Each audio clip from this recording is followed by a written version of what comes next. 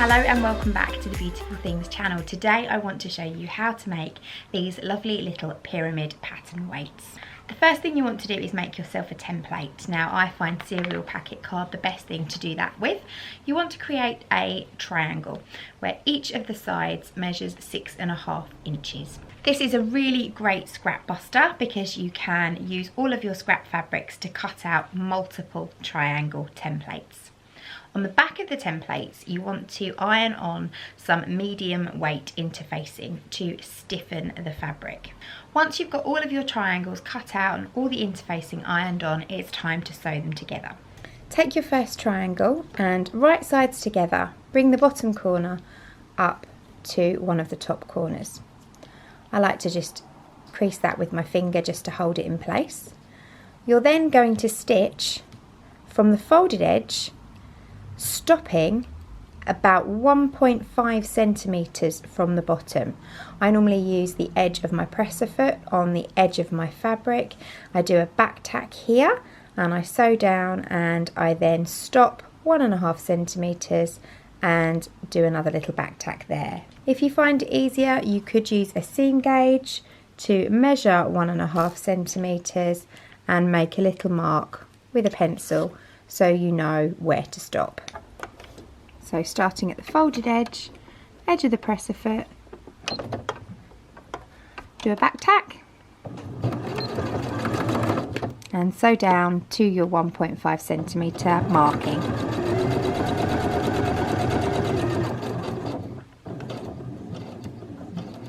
And then do another reverse stitch.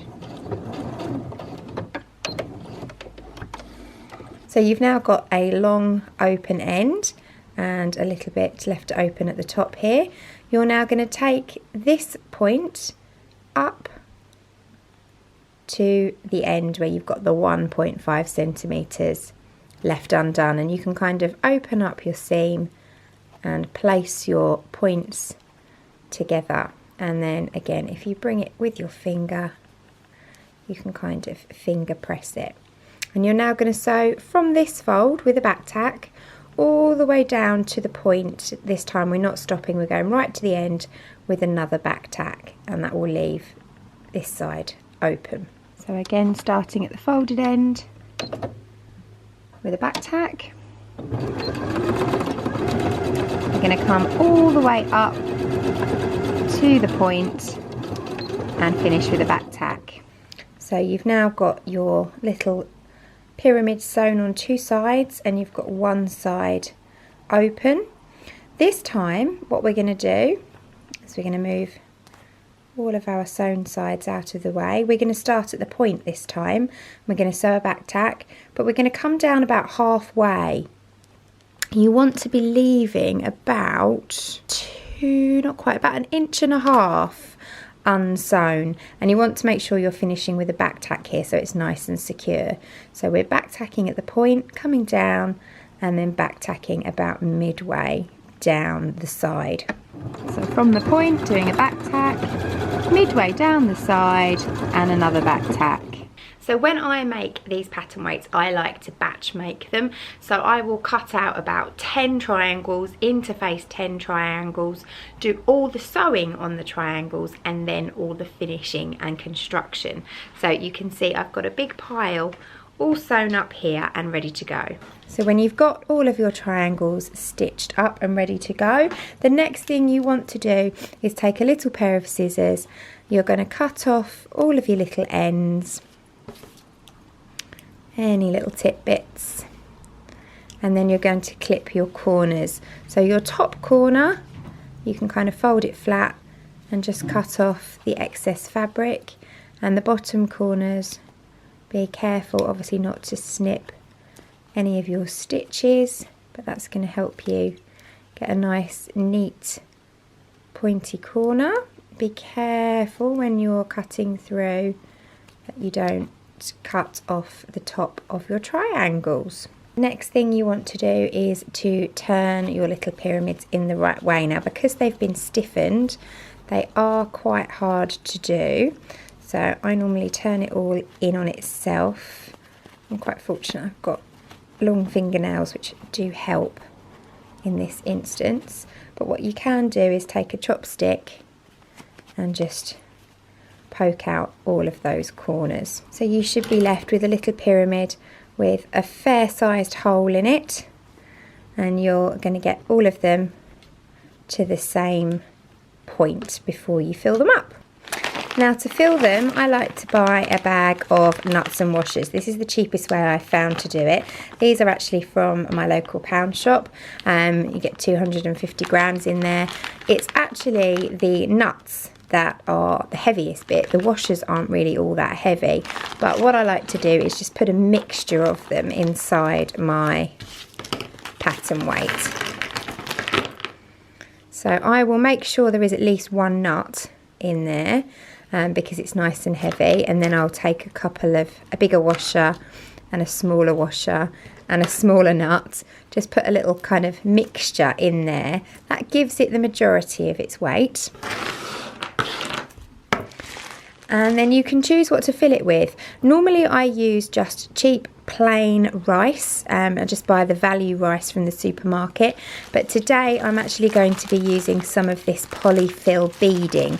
This is quite expensive to buy. It's designed for doll making, and it's basically, they call it beanbag filling, but it's really not. They're like little plastic pellets.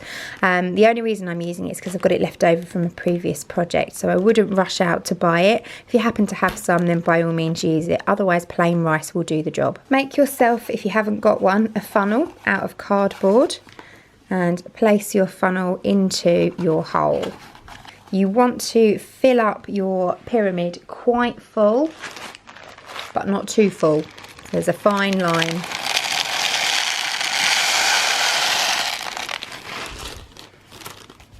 And I know already that that's going to go all over the table because I've put too much in there. There we go. If you do, it might be worth having a piece of paper or something on the table so that you can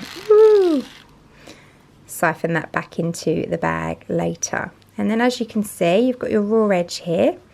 You're going to turn that raw edge in on itself like so, and you're going to pin it up.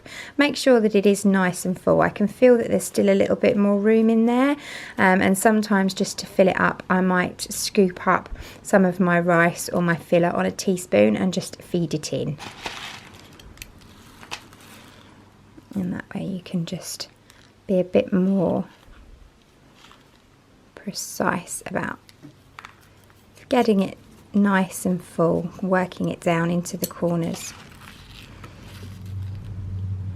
You want to get as much as you can in there without it overflowing, so it is a bit of a fiddle.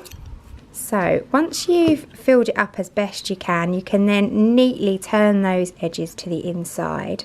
Give it a really nice finger press. Now you can feel that there are beads and rice here, so you can't sew this up on a sewing machine. I am sorry to tell you, this last bit is a hand sewing job. But what I tend to do is then use my pins to pin that raw edge together by going down into my fabric. And again, I'll fill them all up and I will pin them all, and then I will sew them all up when it's all done in bulk. And it doesn't have to look good because it just serves a purpose. So get them all to this stage and then I'll show you how to sew them. So to stitch it up, it's nice and simple. I've threaded my needle and I've tied a knot on the end of my thread, and I'm just going to work out where my hole starts and push my needle through from the inside to the outside, and then tuck my tail end down inside. And all I'm going to do is a simple whip stitch from one side to the other. I'm no good at hand sewing. I get all my pins and everything caught up, but just whip it closed, front to back,